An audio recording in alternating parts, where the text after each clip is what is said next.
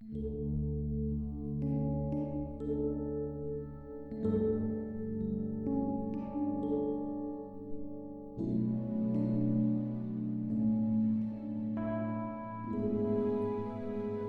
pagi saudara yang dikasihi Tuhan Yesus Kristus.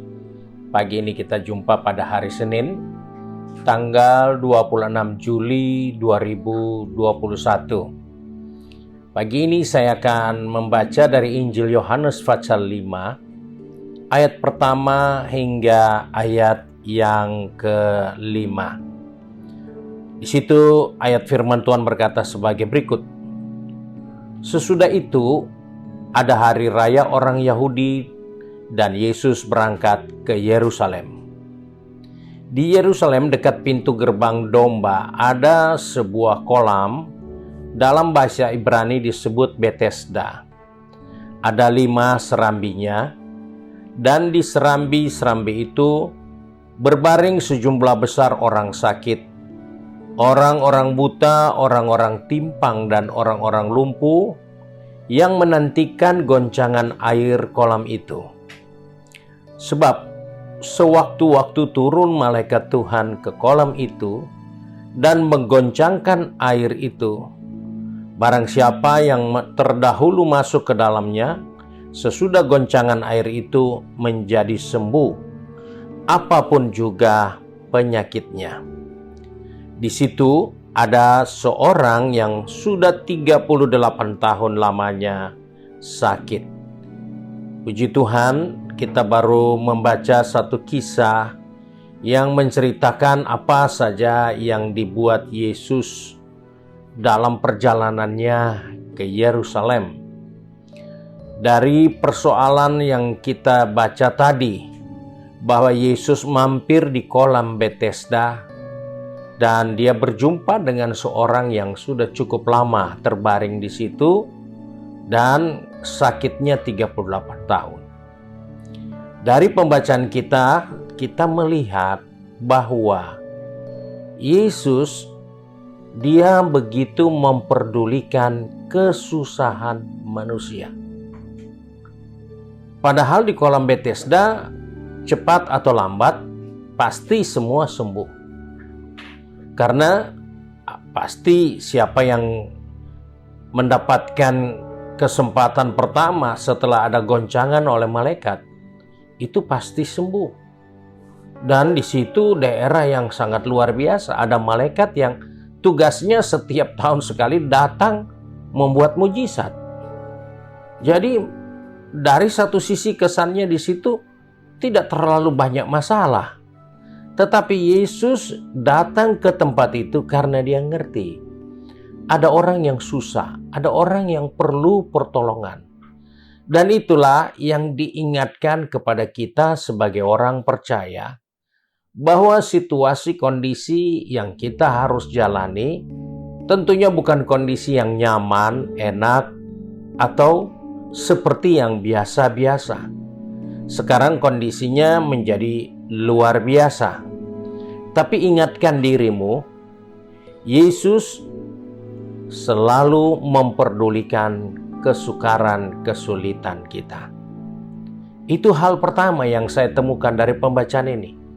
Dan yang kedua, yang tidak kalah penting, dia bukan hanya memperdulikan kesusahan kita, tapi dia tahu setiap pribadi yang ada dan siapa yang harus segera dia tolong. Itulah luar biasanya Yesus. Dia tahu banyak orang susah di situ. Tetapi dia perlu ingatkan kepada saya dan saudara. Dari semua orang susah yang ada di kolam Betesda, ternyata orang lumpuh inilah yang paling menderita. Karena dia mengeluh. Ketika Yesus katakan, "Kau mau sembuh?" Dia katakan, "Bagaimana saya mau sembuh? Ketika air bergoncang, ada orang lain sudah duluan. Saya belum apa-apa." Dengan kata lain, dia sudah melihat begitu banyak orang mengalami kesembuhan, tapi dirinya tidak pernah mendapatkan kesempatan yang baik.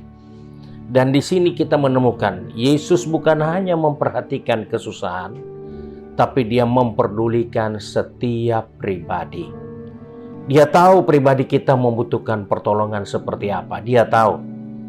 Dia tidak membeda-bedakan orang, tapi dia tahu dari sekian banyak yang membutuhkan pertolongan, ada seorang lumpuh yang sekian puluh tahun. Dia terbaring di situ dan tidak ada yang peduli dengan dia. Hanya Yesus. Sebab itu dalam perjalanan kehidupan kita sebagai orang percaya, mungkin ada yang sudah bergumul sekian lama untuk setiap persoalannya, setiap masalahnya, bahkan penderitaannya, kesukarannya, sakitnya mungkin.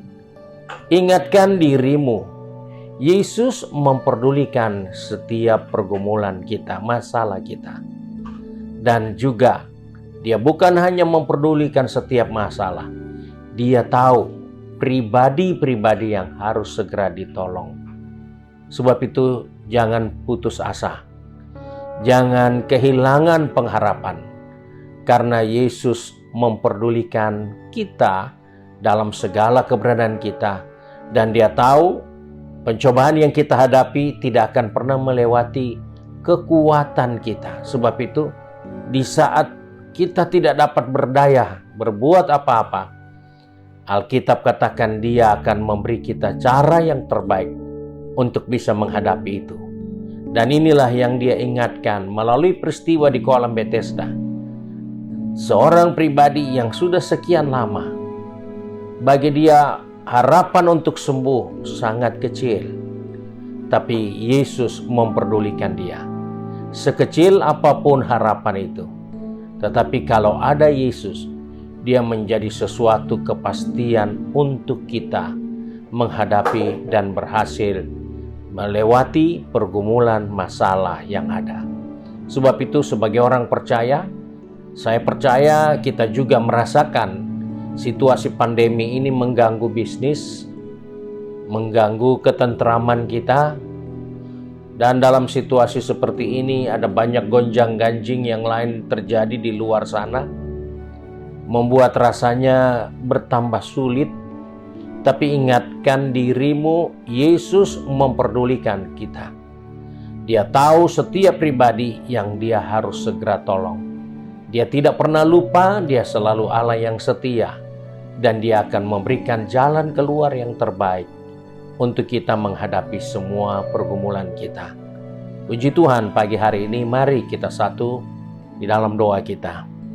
Kami bersyukur kepada Bapa di surga, karena Engkau mengatur segala sesuatu, dan tidak ada sesuatu apapun yang ada di bawah kolong langit ini yang tidak diketahui dan tidak dalam kendali Tuhan.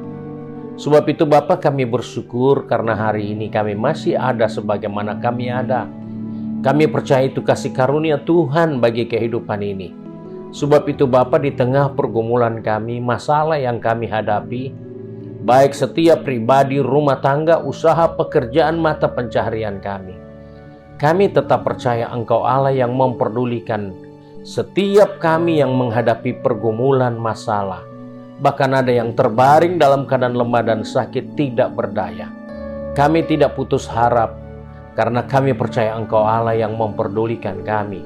Sebab itu Tuhan, tolong anak-anak-Mu, baik yang sudah pergi bekerja, sudah berada di tempat bisnis, maupun sedang ada di kampus atau sedang belajar, juga yang sibuk di kegiatan rumah tangga masing-masing, kami serahkan kehidupan di dalam tangan-Mu, karena kami percaya Engkaulah satu-satunya pribadi yang memperhatikan kami di tengah pergumulan, di tengah masalah, di tengah sakit, di tengah penderitaan.